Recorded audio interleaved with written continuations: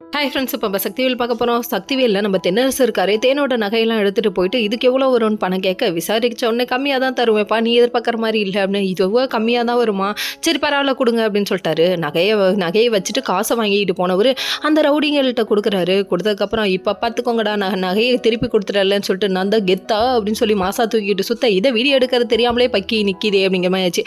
அதுக்கப்புறம் நம்ம சக்தி ஒரு பக்கம் வீடியோ எடுக்க வீட்டுக்கு வந்தோடனே வேலைன்ட்ட சொல்கிறாங்க, உங்கள் அண்ணன் ஏதோ தப்பான வேலை பார்க்குறாரு.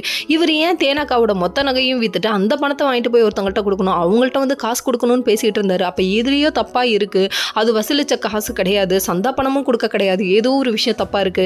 அதாவது உங்க அப்பா எலெக்ஷன்ல நிக்கிற நேரம் பார்த்து உங்க அண்ணன் இப்படி ஏதாவது ஒரு வேலை பண்ணாருன்னா கண்டிப்பா அது உங்க அப்பா பேரை கெடுத்துடும் விஷயத்த சொல்ல, அடை எருமைகளா சுத்தி வளைச்சு இன்னமா புரியல உங்களுக்கு, தண்டங்களா அப்படிங்கிற மாதிரி ஆச்சு. அதுக்கப்புறம் நம்ம வேலை எங்க வீடியோவை காமி, கண்ணு தெரியலையா, போடா போ சிக்னல் உட்காந்து பிச்சை எடு, அந்த மாதிரி இருக்குங்க இவரை பார்க்க. இவ்வளோ தூரம் சொல்றேன் மெனக்கெட்டுக்கிட்டு நீ உங்க அண்ணங்கும் நம்பாம இருக்கா அப்படின்னு சொல்லிட்டு வீடியோ ப்ரூஃபை காமிக்க, அதை நீ எனக்கு அனுப்பு சக்தி, நான் கிளம்பிட்டேன் அப்படின்னு சொல்லிட்டு இவங்க ஒரு பக்கம் கிளம்புறாங்க.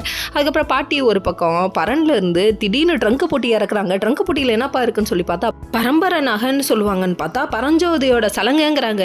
எந்த பரஞ்சோதி, ராரா சரசுக்கு ராரா அப்படின்னு சொல்லிட்டு ஃப்ளாஷ்பேக்கு போயிட்டாங்க.